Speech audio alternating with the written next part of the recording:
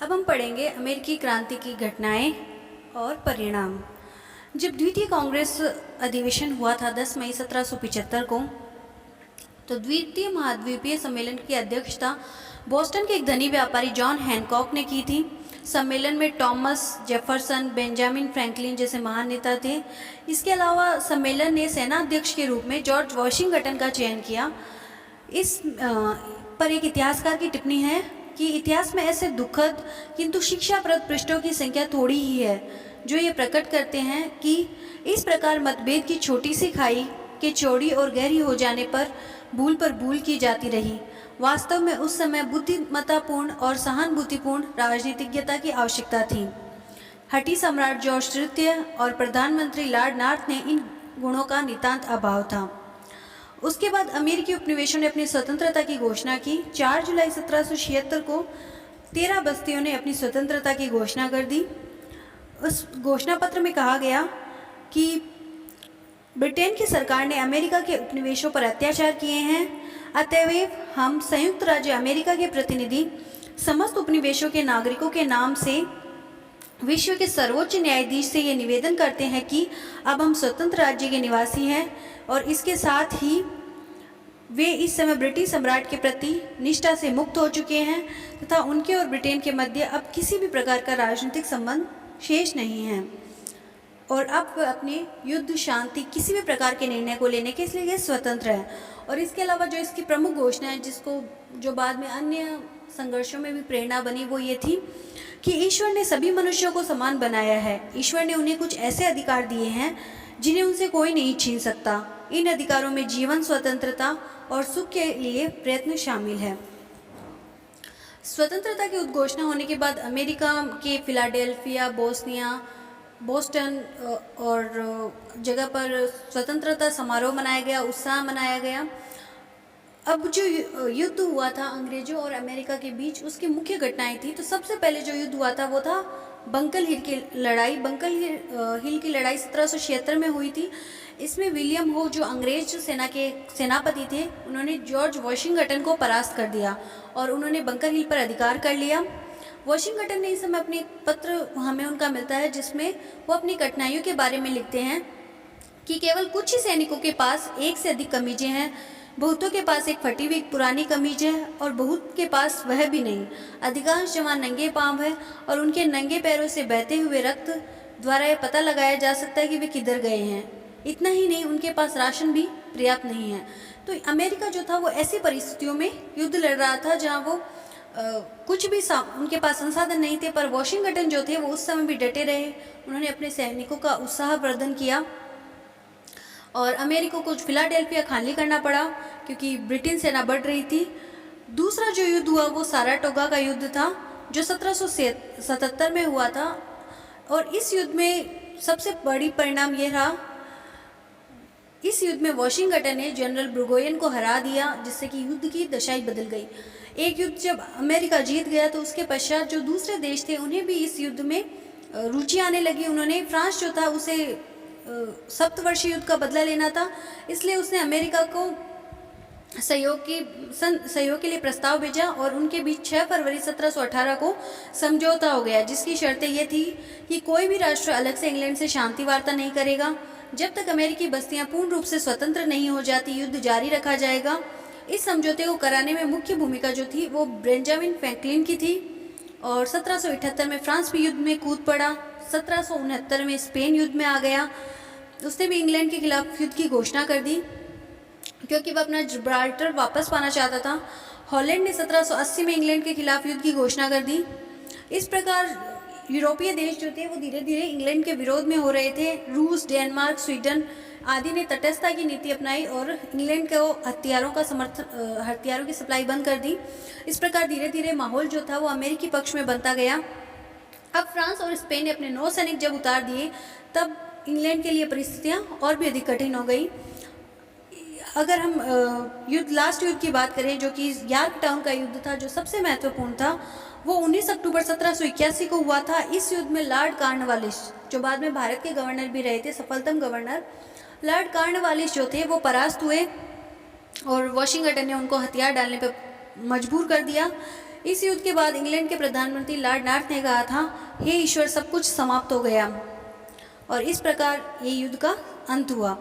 और अमेरिका और इंग्लैंड के बीच पेरिस की संधि हुई, जो 3 सितंबर 1783 को हुई। इस संधि की प्रमुख शर्तें ये थी कि इंग्लैंड ने 13 अमेरिकी बस्तियों को स्वतंत्रता दी। इस नए राष्ट्र को अल्गानी पहाड़ों और मिसिसिपी नदी के बीच के प्रदेश अंग्रेजों ने सौंपे। फ्रांस को इंग्लैंड से वेस्ट इंडीज में सेंट लूसिया, टोबागो, अफ्रीका में सेनेगाल व गौरी, तब भारत में भी कुछ क्षेत्र प्राप्त हुए। स्पेन को फ्लोरिडा और भूमध्य सागर में माइनार्का का टापू मिला। इंग्लैंड और हॉलैंड में युद्ध से पूर्व की स्थिति को मान्यता दी गई। नए अमेरिकी राष्ट्र की सीमा ओहायो नदी तक तय की गई। अमेरिका का संविधान। अब जब अमेरिका एक स्वतंत्र राष्ट्र बन चुका था तो वहाँ पर सबसे पहले संविधान का निर्माण हुआ। 17 सितंबर 1787 को 4 पृष्ठों में नवनिर्मित संविधान पर 55 व्यक्तियों ने हस्ताक्षर किए और यह 21 जून 1788 को लागू हुआ। नए संविधान में अमेरिका के नागरिकों को अनेक अधिकार दिए गए, जैसे भाषण, प्रकाशन, धर्म की स्वतंत्रता, कानून के अनुसार न्याय प्राप्त करने का अधिकार। और नवीन संविधान में जीवन, संपत्ति और स्वतंत्रता से वंचित करने किसी को भी वंचित नहीं किया जाएगा, ये गारंटी दी गई। और इसी के आधार पर नई सरकार का गठन हुआ, जिसके प्रथम राष्ट्रपति थे जॉर्ज वॉशिंगटन।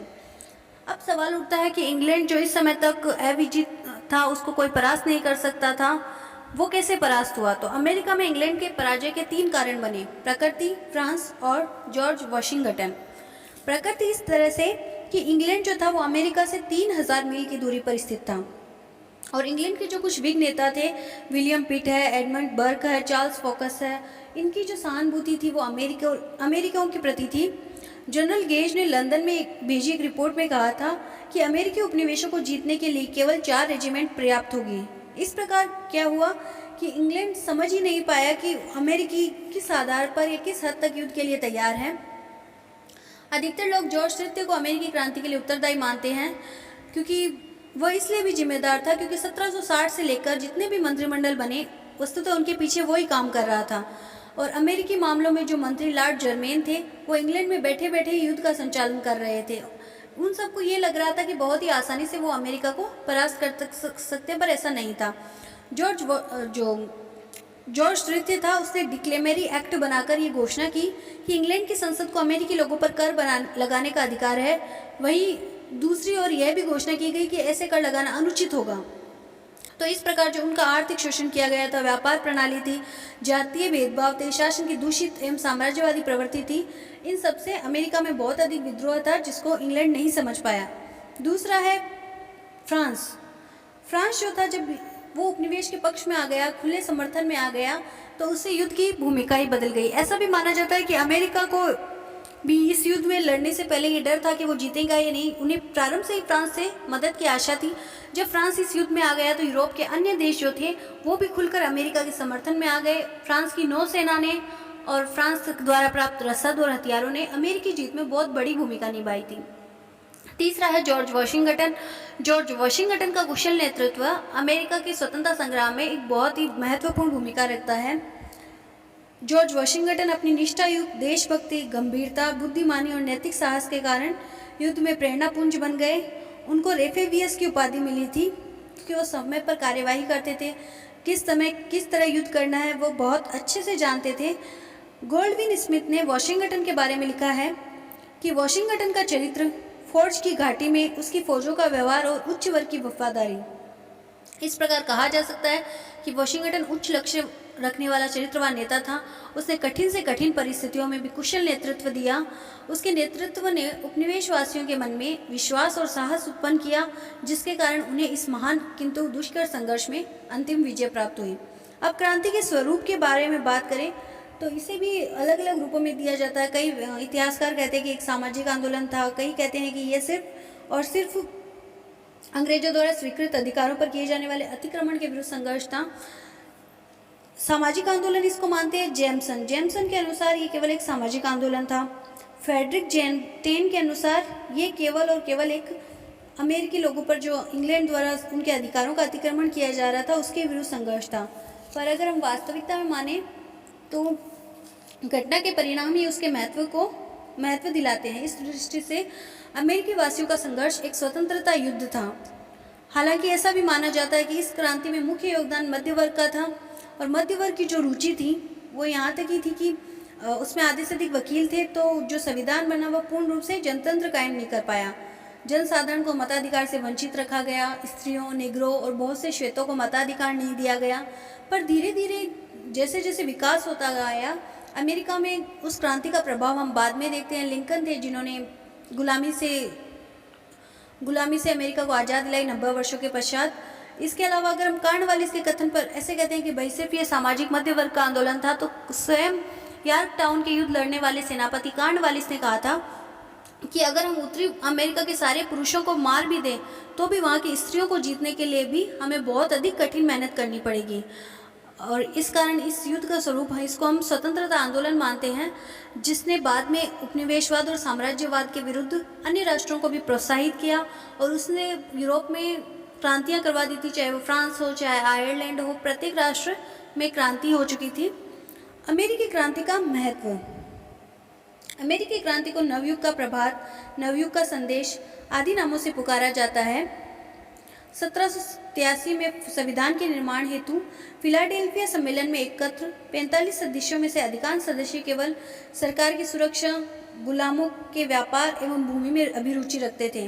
पर जॉर्ज वॉशिंगटन जो थे, उनका जो योगदान था, उन्होंने अमेरिका में स्वतंत्रता उस उद्देश्य को विस्तृत किया और प्रत्येक नागरिक के स्वतंत्रता और समानता अधिकारों के लिए कोशिश की।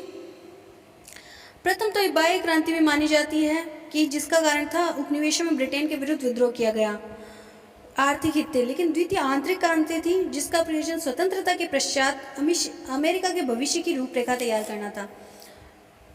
इस क्रांति ने अमेरिका में राजनीतिक जीवन को एक नया मोड़ दे दिया। वहाँ पे सामाजिक और धार्मिक सांस्कृतिक जीवन की भी काया पलट कर दी। 1786 में वर्जीनिया में धार्मिक स्वेच्छा अधिनियम पारित हुआ। इसके अनुसार किसी भी व्यक्ति को चर्च में जाने के लिए बाध्य नहीं किया जा सकता। प्रत्येक व्यक्ति को पूजा आराधना की पूर्ण स्वतंत्रता दी गई। इस क्रांति के पश्चात शिक्षा का बहुत अधिक प्रसार हुआ। जेफरसन ने लिखा है, मैं आशा करता हूँ कि सब चीज़ों में सबसे अधिक प्राथमिकता जनसाधारण की शिक्षा को दे दी जाएगी, क्योंकि यह सिद्ध करता है कि जनता की सुबुद्धि पर ही स्वाधीनता के उचित स्तर को सुरक्षित रखना संभव है। इसके बाद भूमि आदेश 1785 में पारित हुए, जिसके द्वारा सार्वजनिक शिक्षण संस्थाओं को लाखों एकड़ सरकारी भूमि प्रदान की गई। आर्थिक परिणामों की बात करें तो वो और भी अधिक प्रभावशाली थे। इसके कारण पूंजीवादी अर्थव्यवस्था का मार्ग प्रशस्त हुआ और अमेरिका विश्व का सबसे बड़ा पूंजीवादी राष्ट्र बन गया। वहाँ की कृषि पर भी प्रभाव पड़ा। क्रांतिकाल में बड़े बड़े भूपति उपनिवेशों को छोड़कर कनाडा आदि देशों में चले गए थे, जिससे कि वहाँ बड़ी बड़ी भू संपदाओं को तोड़कर छोटे छोटे टुकड़े बनाकर निम्न और मध्यम वर्ग को दिया, जिससे कृषि का विकास हुआ। उद्योग धंधों का भी बहुत विकास हुआ। प्रथम अमेरिकी उद्योग धंधे जो अंग्रेजों द्वारा व्यापारिक प्रतिबंध लगा दिए गए थे, उनसे मुक्त हो गए। द्वितीय युद्ध काल में इंग्लैंड से वस्तुओं का आयात बंद हो जाने के कारण अमेरिका ने खुद उद्योगों का विकास को प्रोत्साहन दिया था। क्रांति में नौ परिवहन भी दो प्रकार से प्रभावित हुआ। प्रथम, औपनिवेशिक बंदरगाहों को संसार के लिए खोल दिया गया। इससे फ्रांस, स्पेन, हॉलैंड आदि के साथ अमेरिका के व्यापार में वृद्धि हुई, आयात निर्यात में वृद्धि हुई। द्वितीय क्रांति ने व्यक्तिगत नौ परिवहन व्यवस्था को भी प्रोत्साहित किया। इस क्रांति का जो सबसे बड़ा प्रभाव था वो ये था कि राजतंत्र और कुलीन तंत्र के एकाधिकार पर आघात हुआ। ब्रिटिश पार्लियामेंट में प्रस्ताव पास किया गया कि राजा का अधिकार बढ़ रहा है, उसको कम होना आवश्यक है। इस प्रकार जॉर्ज द्वितीय का पतन हुआ था। साथ ही साथ अमेरिकी क्रांति जो थी उसने जनतंत्रात्मक प्रथा को जन्म दिया। अमेरिकी क्रांति को आधुनिक युग के गणतंत्र की जननी भी कहा जाता है। इस क्रांति का दूसरे राष्ट्रों पर भी प्रभाव पड़ा, जैसे कि फ्रांस को इस क्रांति से नेतृत्व मिला।